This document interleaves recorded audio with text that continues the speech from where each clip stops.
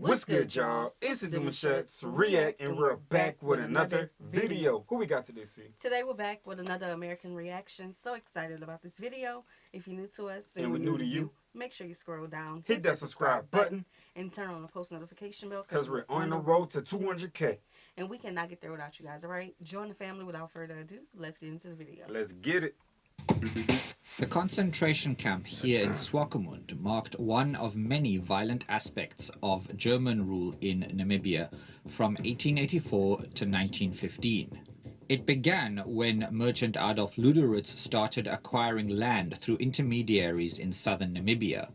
Protection treaties, often misleading or signed under duress, started the transition of land ownership from indigenous people to Germans. Ultimately, this was about 835,000 square kilometers, roughly 1.5 times the size of Germany. Here in German Southwest Africa, Germans didn't just come to exploit, they also came to settle.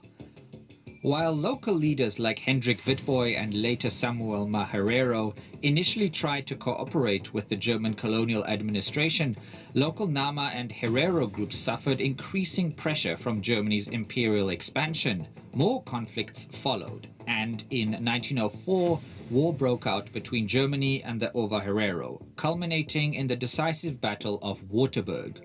German General Lothar von Trotter issued his extermination order, which spared no Herero found in German-occupied territory. Men, women and children were forced into the waterless Omaheke, where many of them died of thirst and starvation. The remaining Herero and Nama people were put in so-called concentration camps in Swakopmund and Shark Island near Luderitz.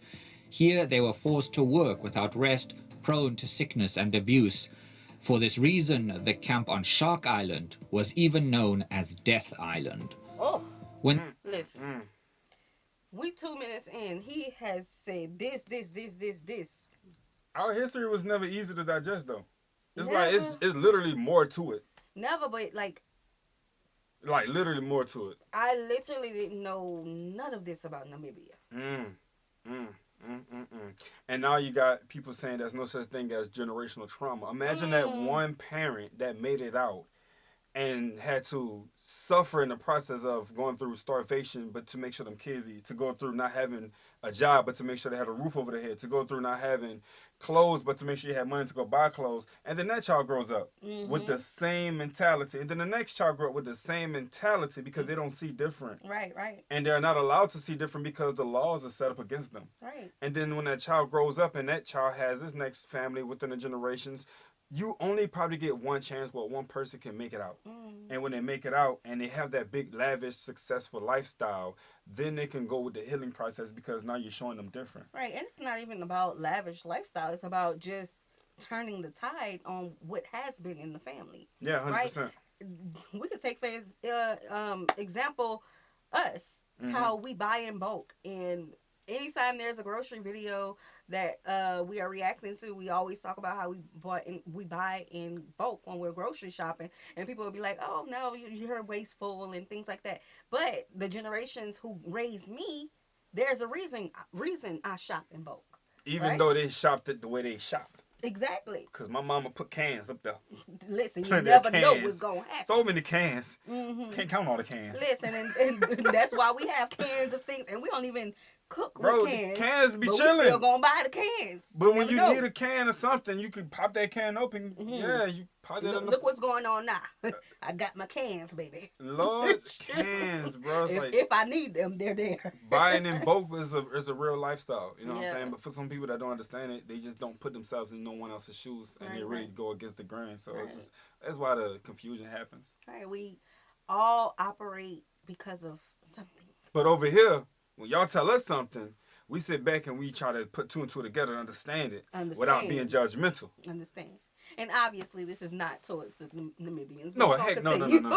I feel like that's just a long drawn response because we dealt with so many different people. So many people. This kind of just triggered. We haven't had one like this in a minute, y'all. Oh, for real. Hold on. The camps were closed down in 1908. The remaining Nama and Herero communities were left in a very fragile and vulnerable state. See?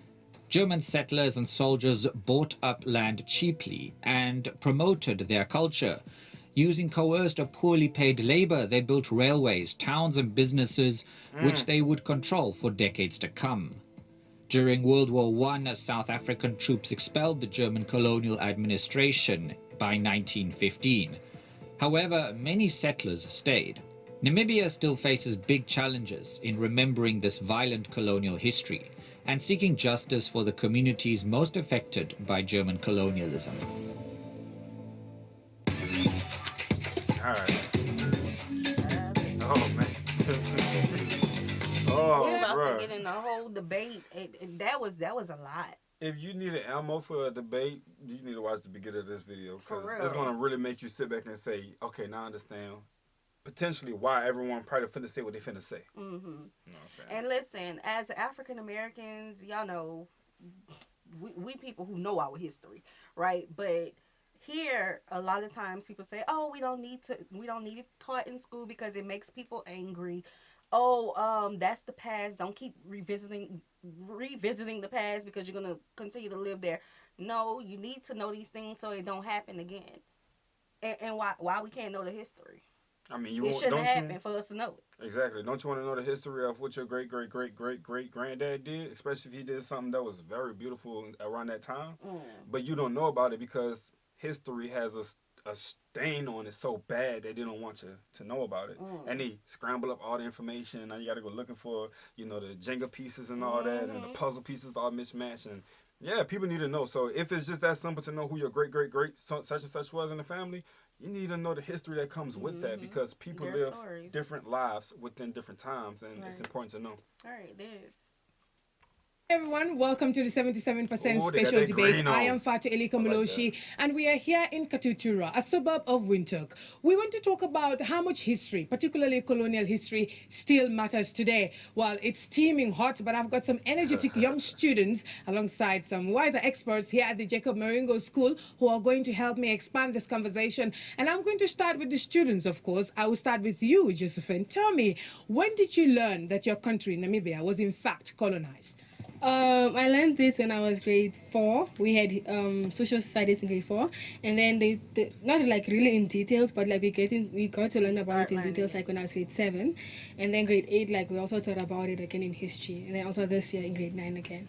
So you learned it in school, right? So what about you, Lina? It's that correct? Say your name. And when did you learn that your country was in fact colonized? Did you talk about it in your household or at school? Yes, indeed. Like, my grandma, she was like taken or kidnapped by the colonizers, and she was telling us about it. And then I came to ask my teacher about it. Then we got taught about it at school. So. Okay. All right, let me just also come here to you, Rosemary. Your story, what you've heard about your country, is it the same as what they've said already? Like this. Okay, first of all, I want to make this clear. When we first started learning about different countries in Africa, I'm talking about on the channel, because y'all know we ain't learned nothing about different countries when we was coming up in school at all, right? Unless we chose to learn it in college. When I remember we was watching a video, and it was like it went through all of the countries in Africa, and they were naming the times that they all got their independence, and I'm like, oh, that's some was soon. recent. 1960. Yeah, some Ooh, was child. recent. Yeah.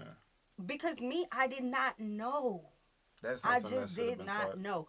And so for her to say her grandmother got kidnapped, that is recent history. Why should any of this history throughout the diaspora be covered up? Because it makes other people uncomfortable. Don't get mad. If it happened to her grandmother, and things happen to our great grandparents and all of this, why we gotta cover it up? Yeah, y'all like scary movies? Tell a story. How it happened too. Right. Don't sugarcoat. Make it age appropriate, but don't sugarcoat. Don't sugarcoat, but make it age appropriate. You know, in 4th grade, we started learning about slavery in 4th grade. But we also talked about the importance of having them elders around, because they have stories that they can tell us, that can just help us understand. First-hand accounts. Exactly, Yes. and the fact that she was able to say that, you know what I'm saying? That's her grandmother. Yeah. Right there down the street, like type, go and get gas and come back. That close in time, grandmother. You know what I'm saying? So Yeah, I remember my great grandmother, who's still alive. Shout out. She was talking about the time when it was against the law for her not to work, and the jobs that she did was a nanny for a wealthy company. I mean, not company, a wealthy family. And stories that she told. These things are needed. Maybe if our family members are already telling us, why y'all scared? Okay, never mind. I feel like to I'm find out more about information about colonialism, the freedom of Africa, of Namibia. If I may just come to you, Nata, why is it so important to learn about this particular history, especially that for the students to learn about it? You need to know where you're coming from, what happened in the country. You need to know that certain mistakes shouldn't be repeated, and you need to know why there are certain dynamics in the country. Right. If I may just come to the students briefly here. Have you also experienced the stories at home where you told by your parents what happened during that time? And does that story in any way differ from what you've been taught in school, for example? I don't think this is different of the story where the one that was told home and the one that I'm being taught in school. Cause like, my parents at home actually told us how they suffered back then, and also in school we're being told the same story, like about our school, how Miss Ottilie came to this point of naming it Jacob Marenga, and how the names were named after the great heroes that really took part in these events, like how we are colonized by this German and all that. I mean, Nathan, let me just come to you. She mentioned how the school was named after people who fought for freedom. And why is it important for us to memorialize such people in such a way? Because history is mostly told by the winners, and history is sometimes nameless and faceless. Bro, say so that it's one more important time. to Memorialize one more such time. people in such a way. because history is mostly told by the winners, and history is sometimes nameless and faceless. So it's important to remind the community that heroes and liberators and people who moved the community forward came from amongst our midst, came from the south of this country, came from the central part of the country, and came from our families. Right. So coming to Jacob Morenga, we always know this was one of the heroes from the south, and he played a major part in Namibia's anti-colonial struggle. He was one of the first that waged a guerrilla war against the Germans, and that is very, very important to understand. He was one of us. Interesting. And if I may just come to you, do you recall any heroes that you think their stories are very compelling for you? Yeah, the heroes that I've learned about is Sam Nyoma and Hendrik Witbooi, and Stefan Maherera also. They also took part of fighting for independence at the time, and also Swapo. Yeah. Yeah. All right. So we had this same conversation with students in Germany about Germany's colonial history in Namibia, and they had specific questions for their Namibian counterparts. Let's take a look at that and be right back. Shall we have a look? Yeah. All right. Come on. Okay. I would like to know what you learn in history class and what your curriculum looks like, especially in regards to colonialism and Germany's influence on Namibia. How do you think this colonial history is remembered? Do we only remember those important generals? Maybe only the Germans? Are any Africans even mentioned at all? I was wondering if in your day-to-day life you feel the after effects of colonialism, and if maybe it's still like an important aspect and it's still like present.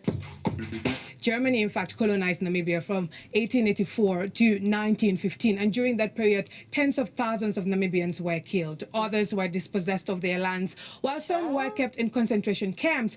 And so you've heard the students ask, what... Listen, Germany's history is just so complex. So complex, okay? Because I feel like we talk about the English a lot. Yeah. That is complex. But let's clap it up for this show. Mm-hmm. That's how you bridge gaps. That is how you heal generations. Yeah. And that's students. These are only students. Yeah, 100%. Well, a person lacks common sense, ignorance is born.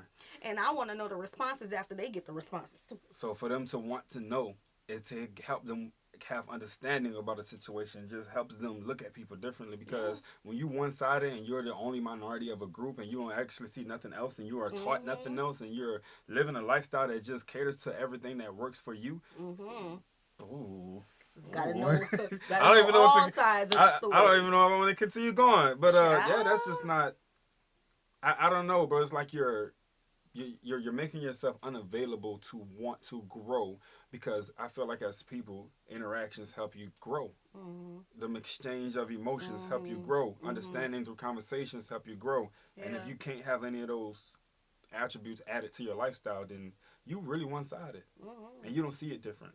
All right. Gotta know Aspect all of German parts. All parts. colonialism are you being taught in specific terms in your school? We are being taught about the good impacts and the bad impacts, the effects, the buildings that were left, the people that took part in this war. All right. So you said the good and the bad impacts. So what were some of the good impacts you were told? They brought clothes, they brought spices, they helped us build buildings, taught us more things than we knew before. So you were actually elevated. Wasn't that Columbus going for some spices, but he missed the spot? I'm just saying. He take the spices. The reason we call the Native Americans Indians. Okay. What you've been told, the good impacts included that. What about you? What other impacts do you know? She mentioned good and bad. Were you also told about some of the bad impacts? What could that be?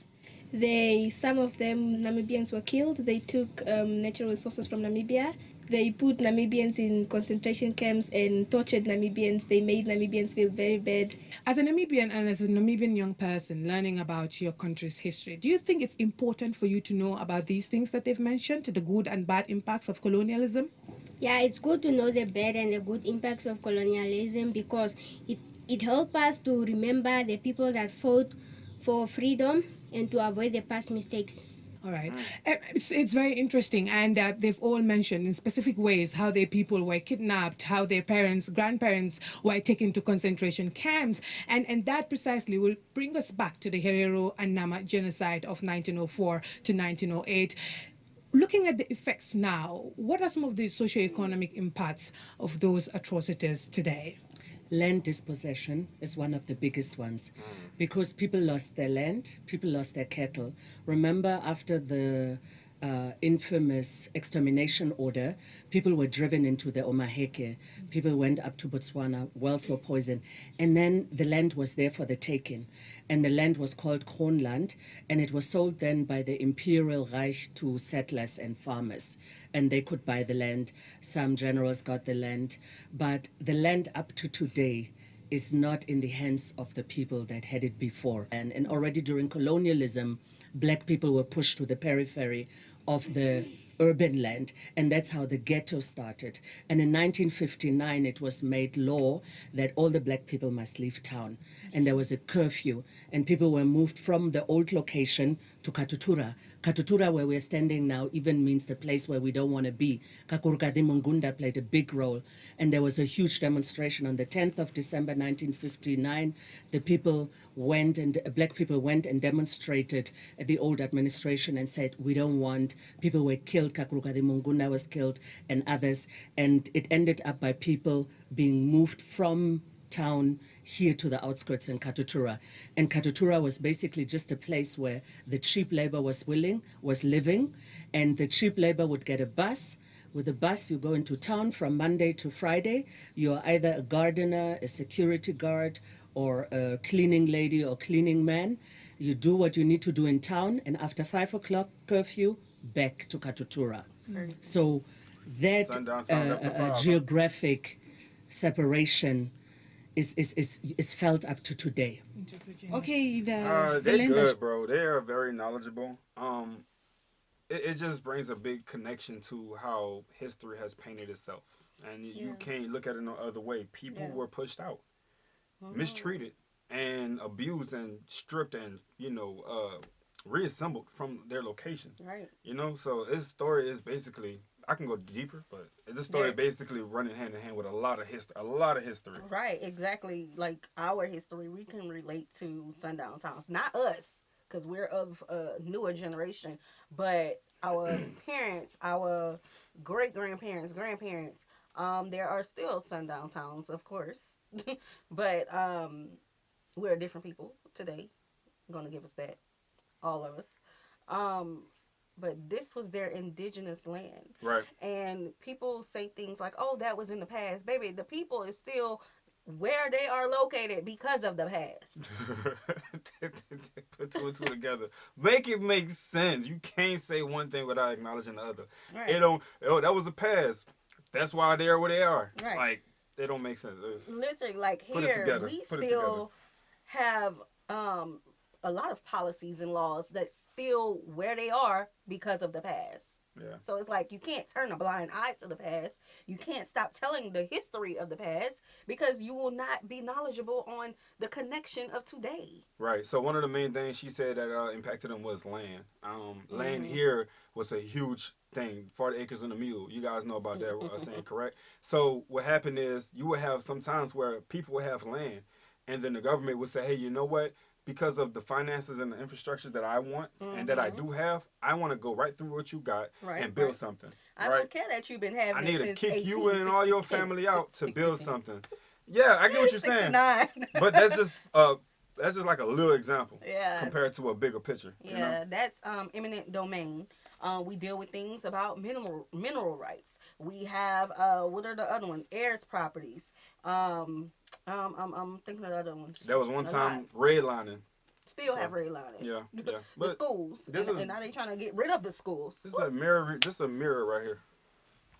You spoke about. Yes. Until today, we don't have lands. Most of the So land is still a contentious issue in Namibia. Yes, until today, most farms are owned by the Germans. You know, they are owned by whites and all that. Even if I have to acquire a plot here in Vendo, it's very expensive.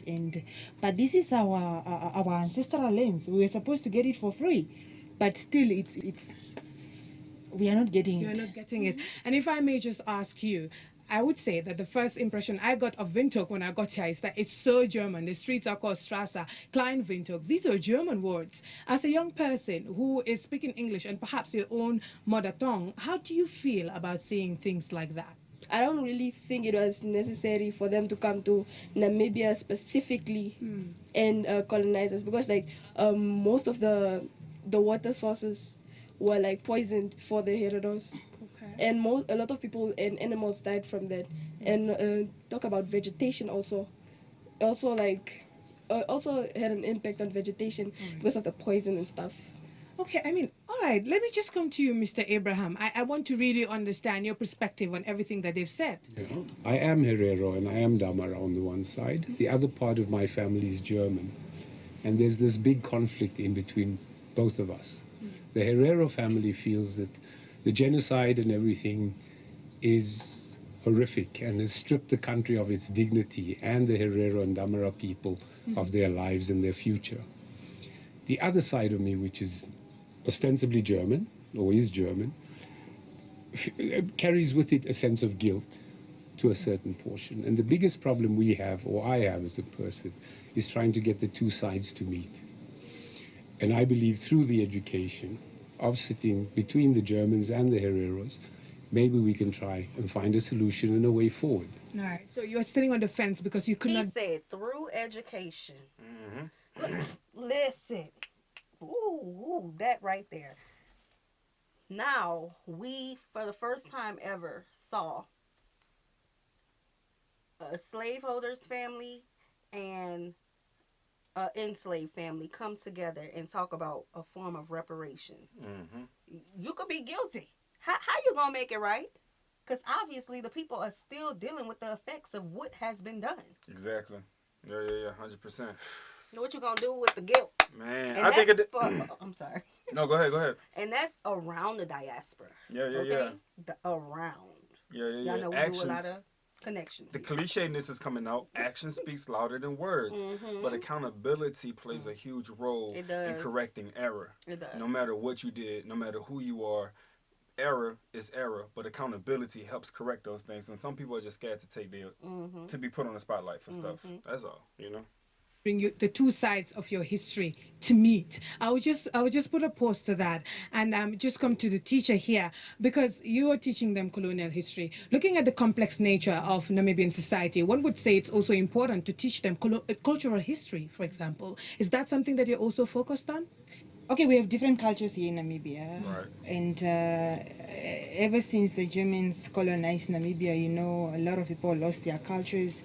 They had to adapt to what the Germans were forcing them to do and then to leave theirs and all that. So we are teaching these kids basically, this is what our cultures used to be before the Germans came, and then when the Germans came, and then now.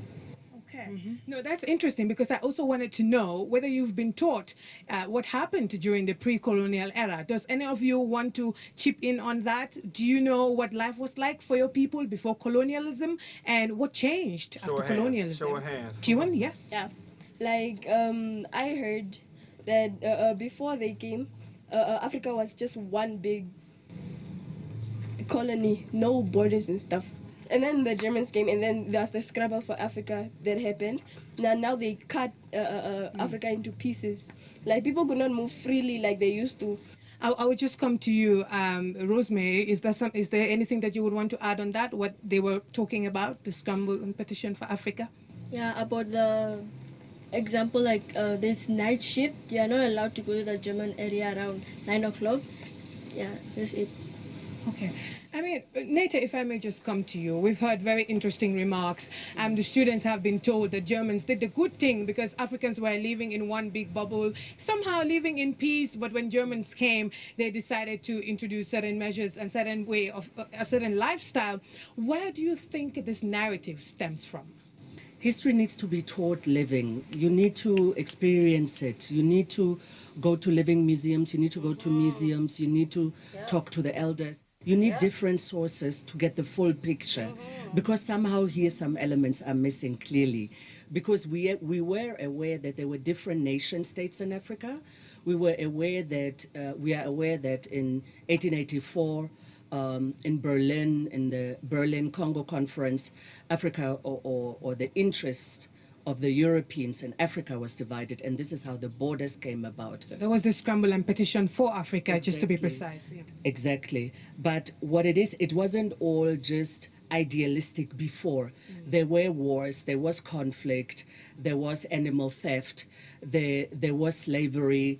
African kings and queendoms, they sold slaves. They sold the slaves from the neighboring nations or groupings or from the enemy. So there was positive and negative even before colonialism. I'll put a pause to that because there are still institutions or businesses in Namibia that have links to the colonial past. Let's take a look at how that happened and be right back.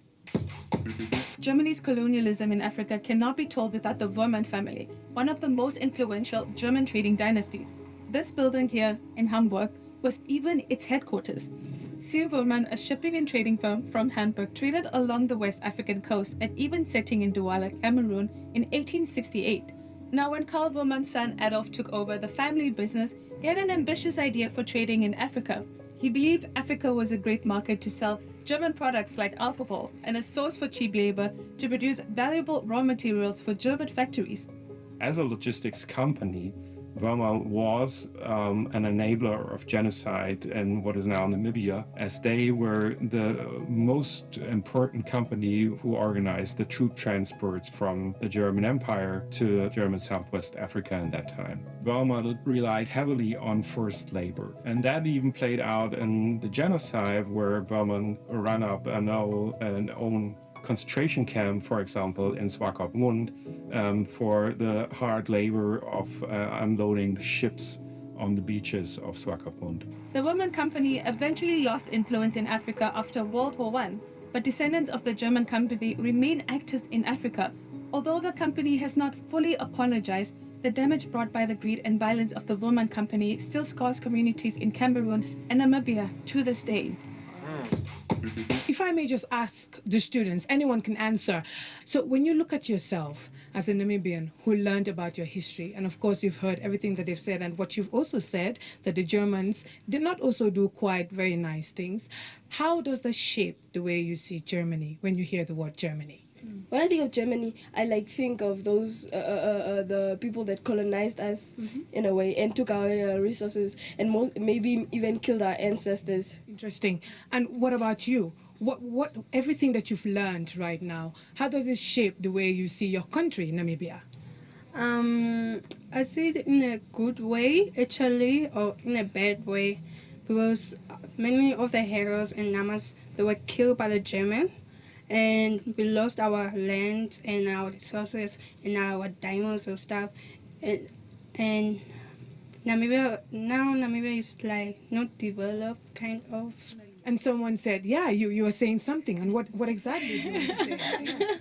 Yeah. Okay, when I hear the word Germany, it just takes me back to the olden days where my grandparents and ancestors suffered back then, like, and the loss of land that we have lost, our kettles, like, we are really not developed because of them, because of the mineral resources that they took from us. Like, if we had our mineral resources, we could, like, Namibia could be a developed country. We couldn't be living like the way we are living today. Interesting. And what about you, Rosemary? Do you find yourself forgiving what Germany did, for example? Sometimes yes, because they built for us roads, okay, and they built for us houses. But at the same time, the houses are what we say. The houses are expensive, and they're supposed to be ours. And they're supposed to be your houses. Yeah. Naita, the role of women, of course, like I said, much of what we know about this history is of men, but we also do know that women were very much affected by colonialism and the oppression, what it had on their lives. Talk to us a little bit more about that. Mm-hmm. After the genocide, most of the people that perished, that were killed, that left the country, it left open land and it left mainly women and children. Mm-hmm. So the women became the workers. The women were pulling the ropes from the ships for the Verman line. The women had to clean the scalps of their families' members. The women were the ones that had to pleasure the soldiers, or that had to please the soldiers, or that were raped. The women were the ones that had to then preserve the culture and bring everybody around the fire and remember everybody how strong we actually are. Yeah. So now, moving forward, what exactly do you think it will take for Namibians to move ahead of everything that has happened in the past? We can get past it, but we can never forget about what the Germans did to us. Mm-hmm. Even if we go to our family, like our grandparents, they'll still bring it up because that history really hurt them. Just like we feel it, but we don't feel like how they used to. So they're still hurting. Yeah. You wanted to say something? Yeah, like the only way I think like to forget about this whole thing is like I also heard about the story about the skulls of our people that they took like to German. Like if they return the skulls, I think that there will be peace between Namibian and Germans. I think they will forget about all this and they will be at peace. Like they'll have to bury their people in the country, and that will just make peace with the Germans.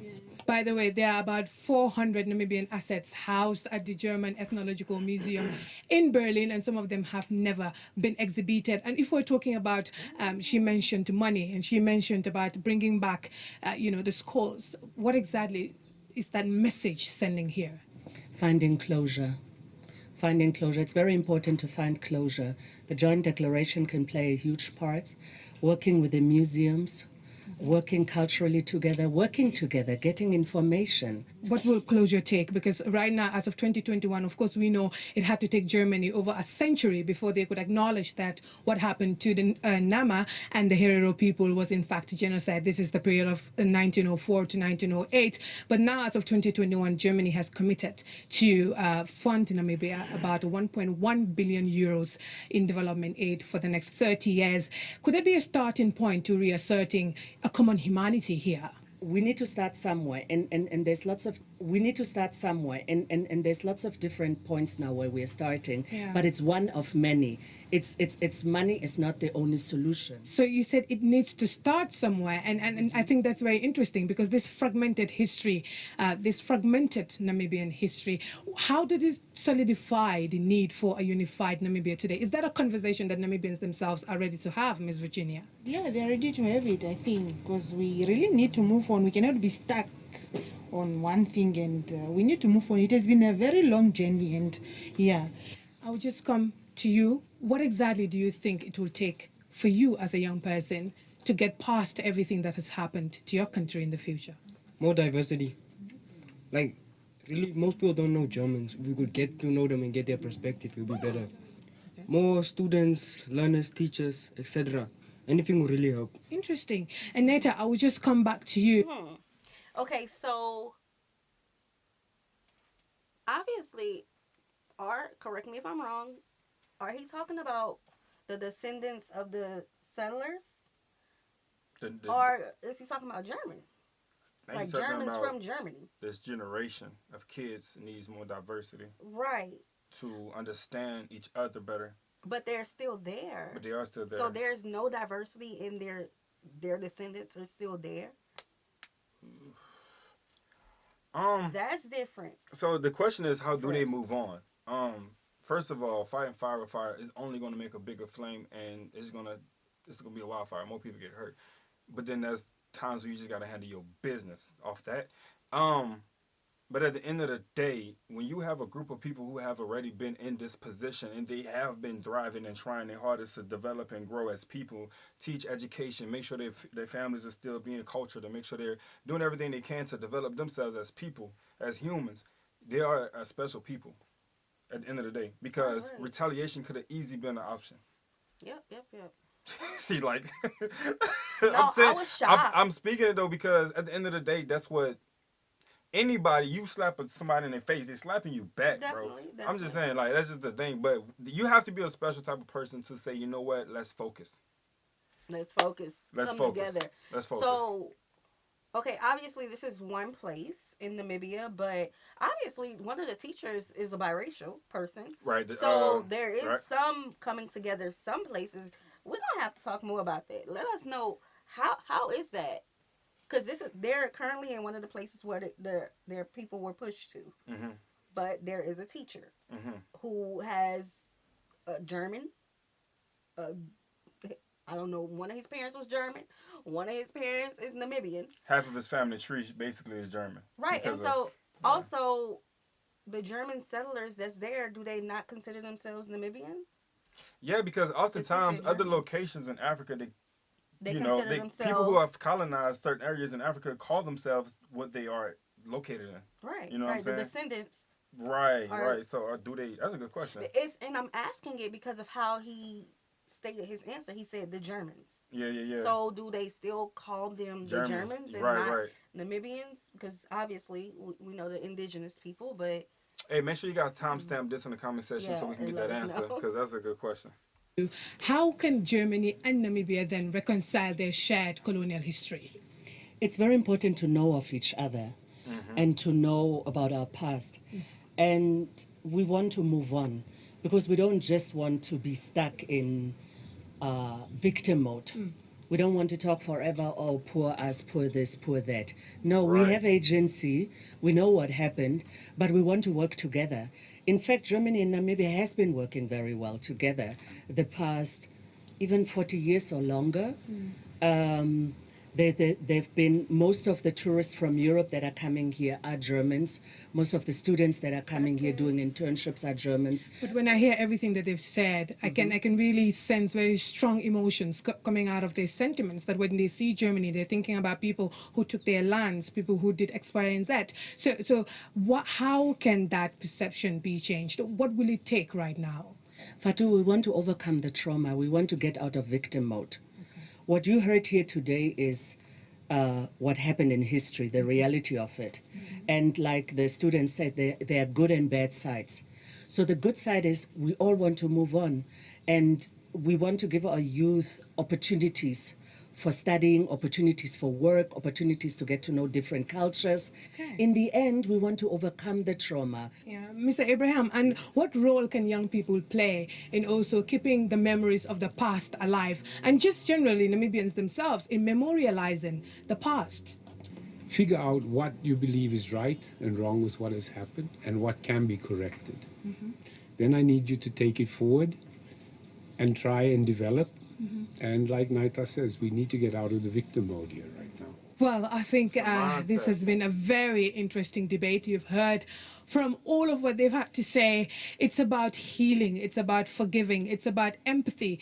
And I do not know if I have the answer to this right now, but I do know that Namibians have a lot to say, and they should indeed be listened to. This was all we had time for. I am Fatou Elikamaloshi in Namibia. Y'all make sure you check the channel out. This was very good.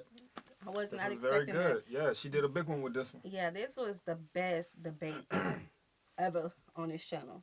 It really was. And I probably said it about one before, but this one, take the cake. They came with history. They came with Germans asking questions about their curriculum. I love that. That is bridging the gap. All right, y'all. We hope you guys enjoyed this video with us. Be sure to subscribe. We'll see you soon. Peace.